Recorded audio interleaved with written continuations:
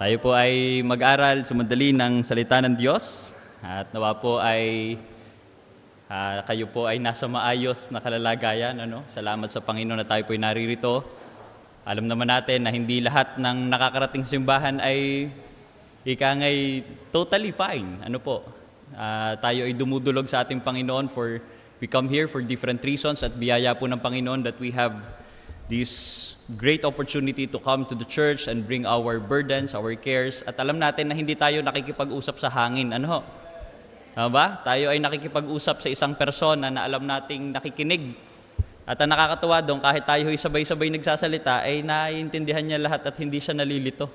Kagaling So ngayon pong gabi, tayo po ay mag-aaral ng salita ng Diyos. Tayo pong lahat ay tumayo as we open our Bibles in the book of Philippians.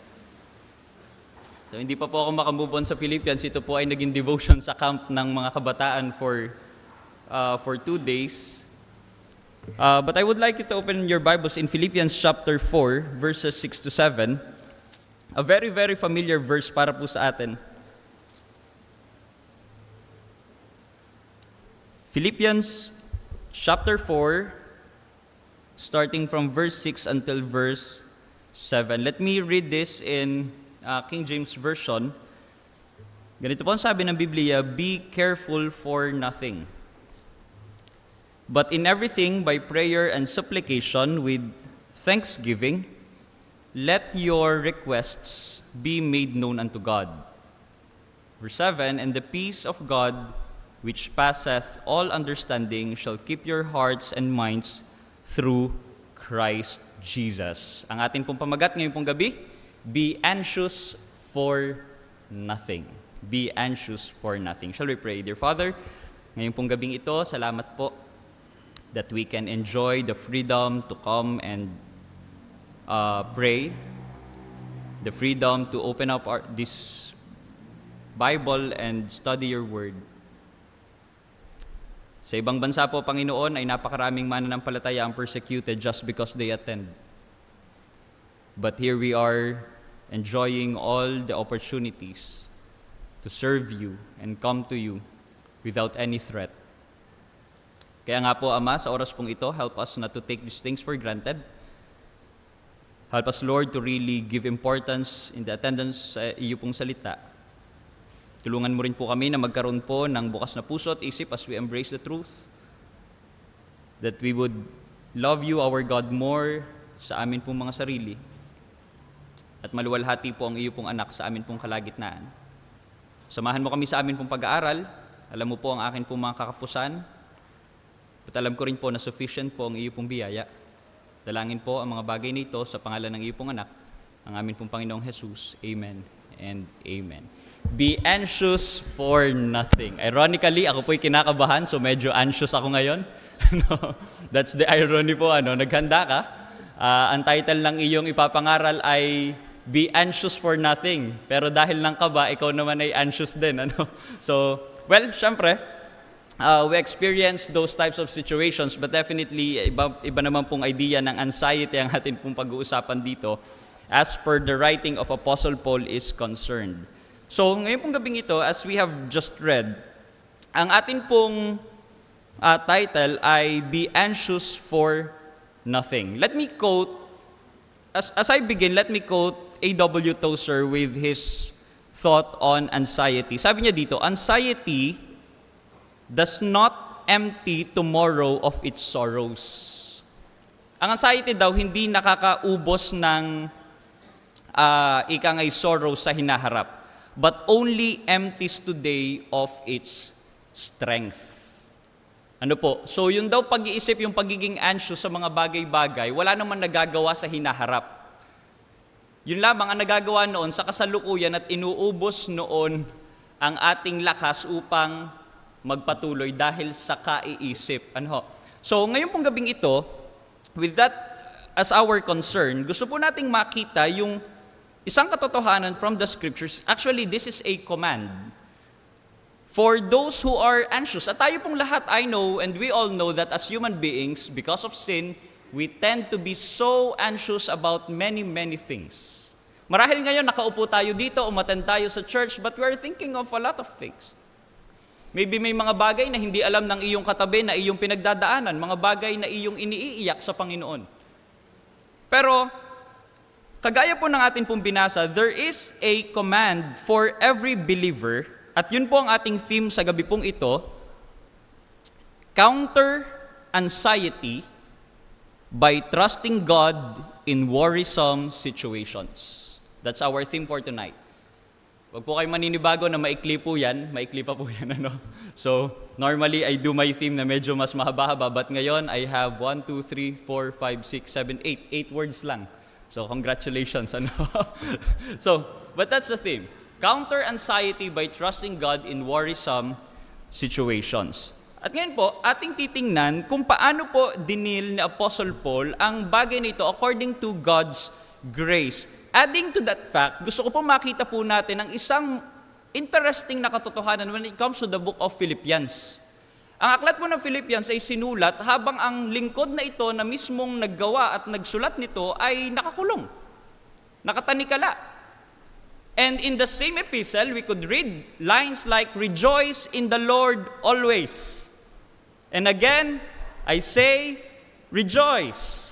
Sa pang-favorite na maraming talata dito sa Philippians, ano pa yon? I can do all things through Christ, which strengthens me. Hindi po yun pang-basketball. By the way, gusto ko lang maging malinaw. Ang idea po ng I can do all things is that Apostle Paul could endure the trials in the ministry because of Jesus Christ. Kaya po sabi ng konteksto noon, kahit ako'y mababa, kahit ako'y mataas, because of Christ, magpapatuloy ako. Yun po ang konteksto ng talatang Philippians chapter 4 verse 13.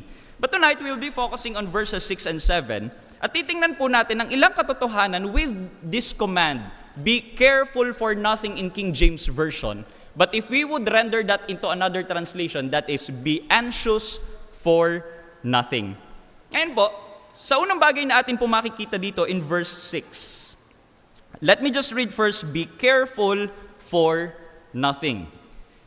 And for our first point, gusto ko makita po natin that God commands believers not to be anxious about anything.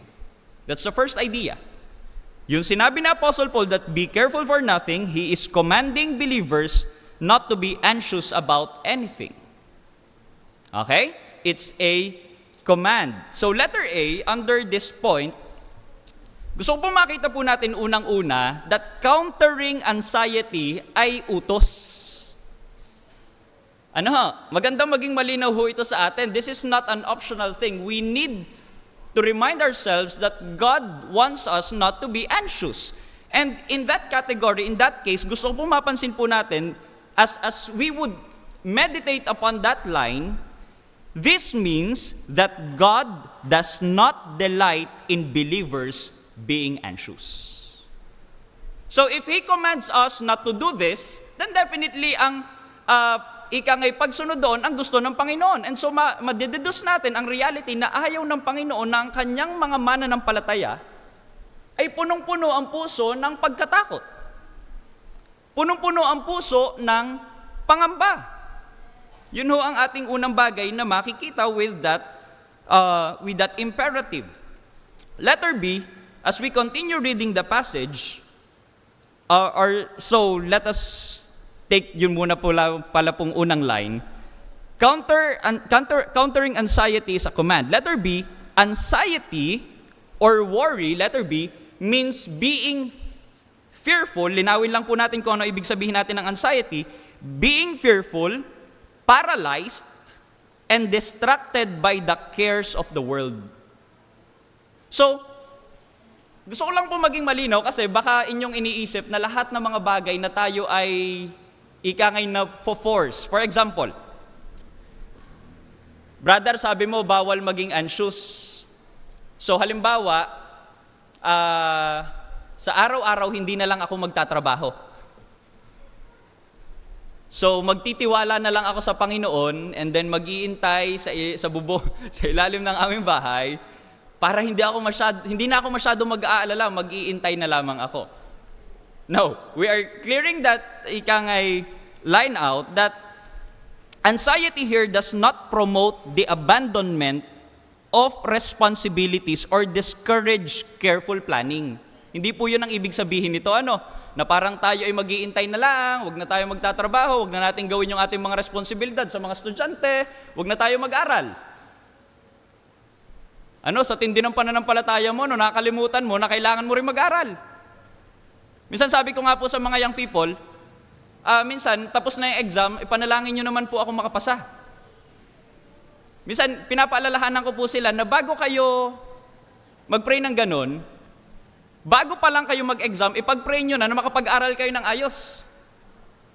Because eventually, hindi naman babaguhin ng Panginoon yung mga sagot sa test paper sa loob ng table ng inyong teachers. Tama? So, kung magpe-pray tayo, Panginoon, tulungan mo ako na maalala yung aking mga ni-review. So, medyo kailangan natin itaw, minsan ginagawa nating magical. Yes, our God can do that. Pero syempre, that's not how God works sa atin pong kalagitnaan as we observe in the scriptures, while He can still do those things according to His power. Pero gusto ko pong ating maintindihan that it does not cancel our responsibilities to work. So, what we mean to say in here, rather, it calls believers to trust God with matters that only He can control. I don't know kung nakalagay yun sa nakatype po kanina, para maging malinaw lang. Yan, medyo mahaba po yan. So, tinuturuan po tayo nito na magtiwala sa Panginoon, lalo na sa mga bagay na wala naman tayong control. Yung responsibilities natin, do it. Estudyante, mag-aral. Mga nagtatrabaho, magtrabaho. Yung mga may problema, gawin ang ikangay pamamaraang nararapat. But still, we could see ourselves that there are things on those cases that we can control, right? Kahit pa minsan ginagawa na natin ang ating bahagi, but it's also possible that things can go the other way. But the idea in here is that sa mga ganong pagkakataon po, ay matutunan natin na magtiwala sa mga bahagi ng ating buhay na kung saan wala naman tayong kontrol. So, that's the idea of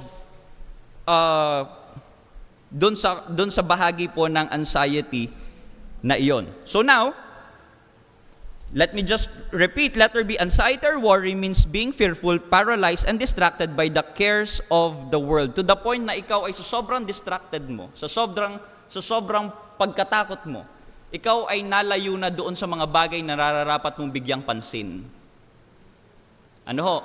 Masyado na tayong nadala ng kung ano-ano. Ika ngay na-discourage na. Yun po ang ating iniiwasan. Ngayon, letter C, as we continue to read the passage, makikita po natin, be careful for nothing. Letter C, countering anxiety exempts no circumstance. Ano ang ating ibig sabihin dito? No matter how big or small the concern, believers must learn to battle anxiety. Okay? So minsan kasi pagka yung medyo lumalapit lang tayo sa Panginoon kapag yung medyo cornered na tayo, Pero pagka minsan mga maliliit parang Panginoon, I got this, But we have to learn to trust God in every situations ng ating pong buhay while we still attend to our responsibilities as human beings. But again, the idea is let's counter this spirit in our midst, in our hearts. Kayo po ba'y may takot ngayon? Let me just ask this thing. Kayo po ba'y may takot ngayong oras na ito? Meron We experience those fear. Ano gang mangyayari sa akin? Especially things that are in relation sa hinaharap. Ano gang mangyayari sa akin pagka ganito? Ano gang mangyayari sa aking anak? Ano gang mangyayari sa gobyerno namin? Minsan, pag manunood ka ng balita, matutulala ka na lang Wala ka naman magawa. Pero, those things are beyond our capacity to handle. But again, the great thing being reminded sa atin ngayong gabing ito is that we should counter those spirit na namamayani at times sa ating mga puso na nagdadala sa atin to be discouraged, be fearful, be bitter. sa mga negative na pagkakataon ng ating pong buhay. Number 2, pag ako'y nakatapos ng 7, ano po yun? It's a miracle, ano? Sige. But number 2, tingnan niyo po yung kasunod. Be careful for nothing, but in everything by prayer and supplication with thanksgiving, let your requests be made known unto God. Second thing, God gives prayer with thanksgiving as a means to counter anxiety. Okay? Ngayon, minsan tinatawanan yan, lalo na sa society natin ngayon, ano? A lot of people are getting so anxious about life. At kapag sinabi mo mag-pray ka sa Panginoon, that's something that parang nagiging katatawanan sa mga tao. And sometimes believers tend to do the same thing. Nakakalungkot lang, ano? But you know, ito po yung formula na ibinigay sa atin ng Panginoon. Hindi lamang siya nag-utos sa atin na huwag kang matakot, nagbigay din siya ng paraan kung ano ang pwede mong hakbangin upang maalis ang spiritong ganito. So now, He gives prayer. Prayer with what? With thanksgiving. Ngayon, let us just dissect the passage. Sabi dito, but in everything. In everything. Sa bahagi pong ito, makikita natin that believers must learn to trust God and His purposes in every circumstance. Sa lahat ng pagkakataon. It's just the counterpart, be careful for nothing. But now, it is telling you that in every situation, in everything, matutunan natin na magtiwala sa Diyos. Sabi nga natin kanina, marami tayong bagay na hindi kaya nating hawakan. Alam nyo, nagdi-discuss dito sa Sir Angel, he's committed sa pagtuturo dun sa idea ng sovereignty. And that's a very important doctrine for us. If we really believe that He is sovereign, then doon tayo nagtitiwala na alam ng Diyos ang kanyang ginagawa. At kaya naman, sa lahat ng bagay, pwede tayong magtiwala sa Kanya. Now, that's the first thing. Believers must learn to trust God and His purposes in every circumstance. Paano? Ngayon, ang kasunod. As we continue in the passage, by prayer and supplication. Dito po, ang idea ng prayer, it's a general communication with God. Okay? Prayer is a general communication with God. Actually, yun pong idea natin ng prayer, sometimes we tend to connect prayer right away pagdating sa hinihingi. But we know that prayer can come in different meaning, like pakikipag-usap sa Diyos. That's the general idea of prayer, pakikipag-usap sa Diyos. But Apostle Paul continued by clarifying the idea of supplication from the word supply, which means specific petitions arising from a sense of need. So supplication is more of nagpe-pray ka dahil humihingi ka. At hindi po mali yun. Yun po yung pagpapahayag na tayo ay nagtitiwala sa isang Diyos na talagang nagbibigay. Naunawaan niyo po. Kaya ang prayer meeting dapat hindi yan napapabayaan eh. Tama ho baga?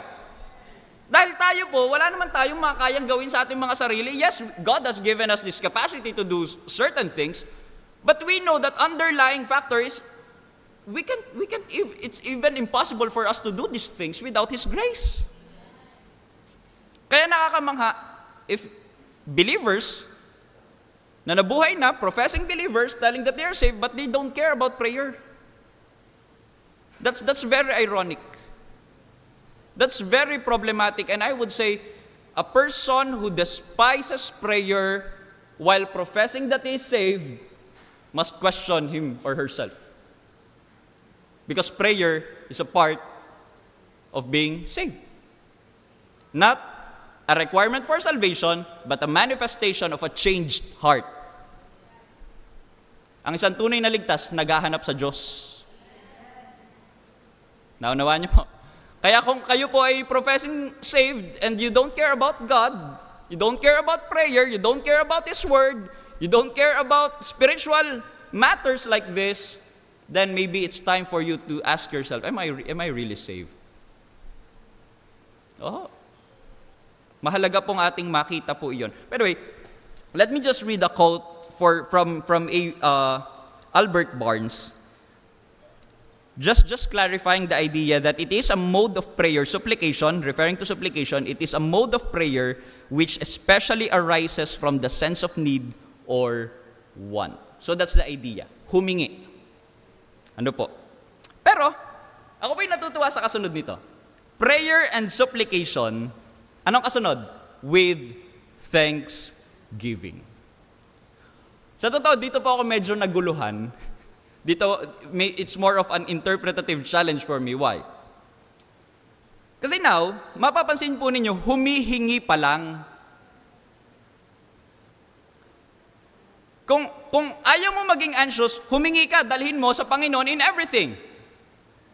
But now, you have here with thanksgiving. Sabi ko, hindi pa naman, parang ang idea ko po, hindi pa naman nabibigay. But magpapasalamat na ako. Well, maybe one possible interpretation is that you recount all the things na naging mabuti sa iyo ang Panginoon. At okay po yun, tama yun, nabalikan natin yung mga bagay na ginawa sa atin ng Panginoon na siya'y nagpakita ng kanyang kabutihan. But I can also sense in here that with the idea of with thanksgiving, tingnan niyo po ito. Giving thanks while our requests remain unanswered is an expression of trust in God's goodness, wisdom, sovereignty regardless of whether His answer matches our expectations. What do you mean to say? Na tayo, bagamat hindi pa dumadating yung sagot, nagpapasalamat na tayo sapagkat alam natin na ang Diyos na ating tinawagan ay may mabuting layunin para sa atin. And whether ang kanyang sagot ay sang-ayon sa gusto mo o hindi sang-ayon sa gusto mo, magpapasalamat ka dahil alam mo na meron kang Diyos na tinawagang mabuti.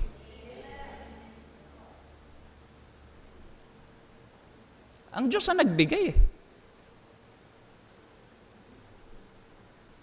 At alam ng Diyos ang kanyang ginagawa.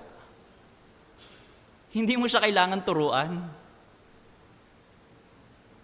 At kung magbigay siya ng isang bagay na hindi sang-ayon sa gusto mo, magpasalamat ka pa rin. Bakit? Dahil ang ating Diyos, in His nature, siya'y mabuti. He withholds things from us because He wants to protect His own. Kagaya ng isang magulang, na pinipigilang ibigay sa kanyang anak ang isang bagay dahil mapapahamak ang bata. Sabi ko nga po, nung ako'y naging magulang, dami ko na-realize, lalo na tungkol sa mga ganung larawan. Ang aking anak, lahat gustong paglaruan eh. Gusto niyang masubukan kung paano magsaksak ng plug sa outlet. Alam niyo yun, may dalang kutsilyo, may dalang karayom. Diba? Anak, alam niyo yun, kung isa kang magulang na wala kang pakialam sa iyong anak, hayaan mo na. Sa palagay niyo, ano mangyayari doon? May siguradong may kalalagyan ng aking anak, At ako bilang mga magulang, ang kalungkutan kung sakali mapahamak ang aking anak. And withholding things from our children, it's not always a language of love na bigay lang ng bigay eh. I hope na malinaw na po yun sa ating mga magulang. Kapag sinabing lengguwahe ng pag-ibig, hindi ang ibig sabihin nun, bigay lang ng bigay. Kasama din doon ang pag-withhold, pagpigil, pagkokorek. Bakit? Dahil ayaw natin silang mapahamak. In the same way, tayo nga mga magulang, napalyapaan minsan nakakapagbigay tayo ng sala eh. Minsan ng aking anak, nabibigyan ko ng mga salang pagkain. Minsan nakikiinom sa akin ng kape kaliit pa. Sorry po, doktora. Ano po? Minsan nakikihigop din sa kape na parang, hindi ko alam kung pwede na ba ito sa butter. Nakain eh. Tayo kasi mga tao, we fail. We fail to do our responsibilities most of the times. Pero, one thing is sure, pagdating sa Diyos, sa kanyang pag-withhold, sa kanyang pagbibigay, one thing is sure, mabuti ang Diyos na ating tinawagan. Kung ayaw niya, para yon sa kabutihan mo. Kung ginusto niya, para yon sa kabutihan mo. Kung paluin ka niya, para yon sa kabutihan mo. Kung masaktan ka at inalaw yun ng Diyos, para yon sa kabutihan mo at para sa kapurihan niya higit sa lahat. Now, letter D. Let your requests be made known unto God. That's the latter part of verse 6. Ano ibig sabihin nito? This is not to inform. Gusto ko lang maging malinaw po sa atin. Siyempre, hindi naman tayo nagsasabi ng ating mga prayer sa Panginoon para i-inform ang Panginoon na parang hindi niya alam. Ano ho? This is not to inform God of something He does not know. Rather, God commands believers to bring their requests before Him in dependence and trust. Now, this is where I think prayer is so mysterious. Ano ho? Sabi ng isang talata, alam na ng Panginoon ang ating hihingin bago pa natin hingin. Tama po? Kakatuwa, ano ho, yung ating Diyos. Minsan may mga prayer tayo na hindi natin mausal kung hindi natin masabi. But definitely, alam ng Diyos ang lahat ng ating prayer and we don't have to inform Him with the details. Tama ba? Pero, ang mahiwaga doon, bakit inutusan pa rin ng Diyos ang tao na mag-pray? And that's a mystery for us. But the great thing na gusto nating ipakita is that He commands us still. Lumapit tayo sa Panginoon. And that is a manifestation, our declaration of our dependence and trust in Him. At utos po ito ng Panginoon, lumapit kayo, sabihin nyo sa akin. Ito po yung nakakatuwa noon, Diyos nating nilalapitan, hindi na uumay sa ating request. Ano ho? Paano kaya? Ari namang, oy, nakakarami ka na. Ano, di ka minsan chat GPT pag kayo nagtanong, pagka hindi kayo naka-premium. Ano, ewan ko kung kayo yung nag-AI din paminsan-minsan. Pagka hindi naka-premium at nagtanong ka na nagtanong, may lalabas na, tama na, parang gayon, tama na. Okay. Ano, nauumay sa katatanong, kailangan mo muna magbayad para ikaw makapagtanong ng kadugtong? Imagine nyo kung gayon ng Panginoon, ano ho? Marami na itong si brother. Ito naman si sister. You know, while prayer is really a mysterious thing for us, but definitely, it's something na ating marapat na makita that our God wants us to come to Him and be dependent on Him. At yun yung kanyang delight. Hindi siya nauumay. When we ask Him for His grace, hindi siya napapagod magbigay ng biyaya. Kaya nga mga minamahal, lapit lang. Laban lang. Ilang araw pa lang nananalangin Walang patience and then tumigil na, bahala na. Lapit lang. Be dependent. Enjoy God's presence. Pray more.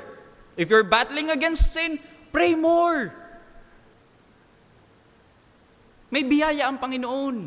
Let your requests be made known unto God. Kaya nga po mga kapatid, nakikipag-usap na naman ako sa taga-online. Pumarini ho kayo. Ano, nang tayo makapagpanalanginan sa isa't isa. Amen po. Let your requests be made known unto God. Number 3 and the last. Verse 7, and the peace of God, which passeth all understanding, shall keep your hearts and minds through Christ Jesus. Alam niyo po yun? Look again doon po sa passage ng verse 7. Third point na tayo.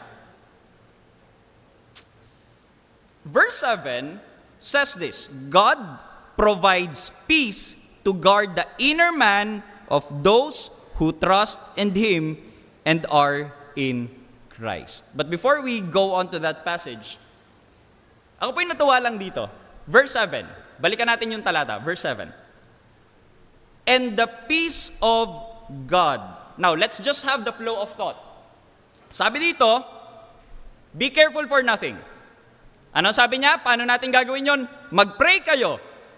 Lahat ng inyong anxiety, dalhin nyo sa akin. Let your requests be made known unto God. Pagdating sa verse 7, and the peace of God. It begins with the line, and the peace of God. Ang na-realize ko po dito, it declares the natural result of trusting God with our concerns. Kung inyo pong babalikan, it's just parang very natural na kapag ikaw ay nagtiwala sa Panginoon ng buong puso, aagos ang kapayapaan. Now, kanina, nung akin pong tinitingnan ulit itong mga talatang ito, napatanong po ako sa akin sarili. Sabi ko, bakit minsan ako'y nagpe-pray? Pero pagkatapos ko mag-pray, anxious pa rin ako. Nag-pray ako, takot pa rin ako. Walang kapayapaan. Ano bang may problema? Yung pangako ng Diyos o ako? Then I found myself convicted of the reality. Have I really trusted Him? Nagtiwala ba talaga ako sa Kanya? Ibinigay ko na nga baga talaga ang lahat ng alalahanin ko sa Kanya? Alam niyo minsan yung sabi natin, binibigay ko na sa iyo. Minsan nakikipaglaro ko sa mga bata, yung mga pamangkin ko nung aking pinaiiyak pa nung una-una. Iabot ko yung laruan nila, kunin mo. And then pag hinawakan nila, hihilahin nila yun. Hindi ko yun binibitawan. Yan. Ano po yun? Child abuse yun. So, but the idea, it goes the same sa mga mananampalataya. We say that, Panginoon, I let go. Ikaw na ang bahala. Pero kagaya ng isang tao na hindi binibitawan ang kanyang mga alalahanin, nananatili po ang anxiety na yun. Why? Because we don't fully trust Him. Mga minamahal, let us evaluate our hearts. Ang tunay na pagtitiwala sa Panginoon, isa lang ang direksyon palagi. The peace of God. Sabi ng kasunod na line, which passeth all understanding. This peace can be experienced even when believers do not fully understand circumstances. Is it possible na maging payapa ka kahit hindi mo masyadong naiintindihan ng mga bagay-bagay? Yes. Bakit? Hindi dahil ng iyong pagkaunawa, kundi dahil ng pagkaunawa mo na yung Diyos na pinagtiwalaan mo ay mabuti at tapat sa iyo. Kaya ikaw, payapa ka pa rin dahil alam mo na ang Panginoon hindi ka pababayaan. At sa sino mang sa Diyos ay nagtiwala, walang sino mang nagtiwala sa Diyos ang mapapahiya. We have to remind ourselves of that thing always. Yes, may mga pagkakataon na parang tagilid yung ipinanalangin ko sa Panginoon na parang hindi. But still, hindi ka pababayaan ng Panginoon. Mabuti ang tinawagan mo. Lapit lang. Magtiwala lang.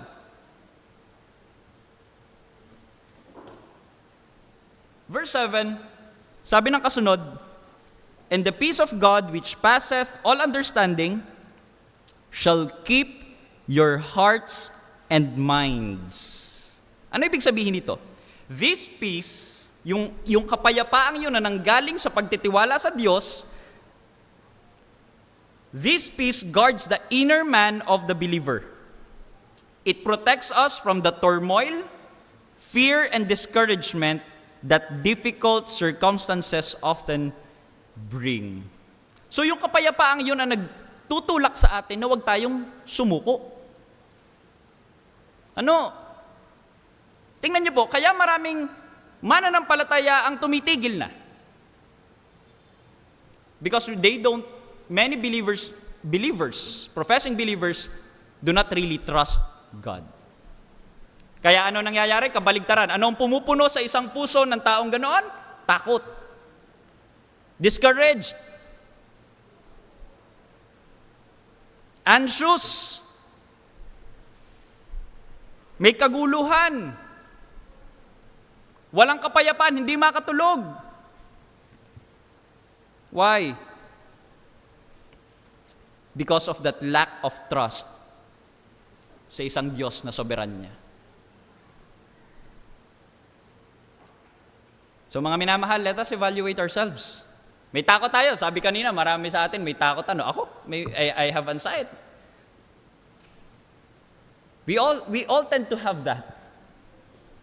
But let us learn to counter those things by trusting the person of God na siyang may tangan ng lahat ng bagay. Tiwala lang. Buhay ang Diyos. Naniniwala ho ba kayong buhay ang Diyos? No. Buhay ang Diyos. So kung buhay siya, ibig sabihin, hindi tayo, kagaya po ng banggit natin kanina, hindi tayo nakikipag-uusap sa hangin, siya'y nakikinig. At ang nakakatuwa doon, siya'y tumutugon. Sino sa inyo ang nakaranas na talaga ng ika ngayong mga pagkakataon na talagang tinugon siya ng Panginoon with the Spirit? And he knows na ang Panginoon talaga ang gumawa nito. It's not only by chance or whatever. Sino dito? Okay. A lot of us. So we know how it feels na wala tayong control sa mga bagay-bagay, but He answers. Naalala ko po si Peter nung lumakad siya sa tubig. Sabi ko yung experience ng yun na ang Panginoon ay pinalakad siya sa tubig, hindi yun naranasan ng mga disipulong iba. It's first hand na kanyang nakita na kaya ni Jesus na ako'y palakadin sa ganito. In the same way tayo mga mananampalataya, na-experience natin ang kabutihan niya. So magtiwala tayo ng mas marami sa kanya. Alam mo palang nasagot eh. Bay, nung sunod ikay duda na. Ano? So, take Him as our ultimate reality. Letter D, ito po yung isang mahalagang bagay. Verse 7, and minds sa pamamagitan daw ng ano? Through Christ. Pansin nyo po, dinadisect lang natin yung passage. Dire-diretso lang ho yan. Through Christ. Alam niyo kung bakit tayo nakakalapit ng ganito? Hindi dahil magagaling tayo, kung hindi dahil ni Kristo na siyang nagbigay ng kanyang buhay para sa mga makasalanan kagaya ko at kagaya mo. At kagaya ng sinasabi ng Hebrews ngayon, we have the full assurance of faith. We can come to Him anytime and we know na merong someone na nakikinig sa atin. Bakit? Hindi dahil natin, kung hindi dahil ni Kristo. So kapatid, kung iniligtas ka ni Kristo, huwag mong sayangin ang pagkakataon na lumapit sa Kanya ngayong gabi. May kabigatan ka? Anak ka ng Diyos? Lapit na. Huwag ka matakot. May biyaya ang Diyos. Application. Number 1, these are just simple questions. Number 1, am I focusing more on circumstances I cannot control than on the God who is in control? Napakagandang tanong ano. Ako ba'y masyadong nagfo-focus doon sa mga bagay na wala naman akong control kaysa doon sa Diyos na siyang may control ng lahat? No. Kaya nga ho, dahil pag Sunday, minsan naaagaw yung peace natin pag worship service. Hindi tayo makapag-worship ng ayos. Bakit? Masyado tayong nakafocus sa circumstances instead of focusing sa ating Diyos. Same thing ngayong gabi. Baka hirap na hirap ka mag-pray. Bakit? Sobrang ika nga yung term ng Batangas na tayo masyadong aligaga pagdating sa mga bagay-bagay. Instead of reminding yourself na meron kang mabuting Diyos. Number 2, when anxiety arises, what is my first response? Kapag kayo na mo problema, ano ang inyong unang ginagawa? Sa mga nananalangin po, amen. Pero sa mga nagpapanik ng sobra-sobra agad-agad, well, while that is a legitimate, sense burst of emotion, Pero sana matutunan natin that whatever the circumstances, magtiwala tayo sa Diyos. Yes, it's fine na umiyak. Kung nakakaiyak naman ang sitwasyon, huwag ka naman tatawa kung nakakaiyak ang sitwasyon. But when those types of circumstances come, lumapit tayo sa Diyos. Panginoon, hindi ko naiintindihan. Hindi ko alam kung paano ko ito mapagtatagumpayan. Pero alam kong mabuti ka at hindi mo ako pababayaan. Number 3 is God's peace that is based on who He is, guarding my heart. Yun bang kapayapaan na nakasentro sa Diyos ang siyang nagbabantay ng iyong pagkatao? O masyado tayong dalan-dala ng sirkumstansya? Sana po, matutunan natin na laging tumingin sa ating tagapagligtas. At dahil ni Jesus, ako'y payapa. Alam niyo, kung babalikan natin ang context ng Philippians chapter 4, nakita ko dito as I end evaluating, meditating upon the message, kaya pala si Paul masaya pa rin. Kaya pala rejoice in the Lord always.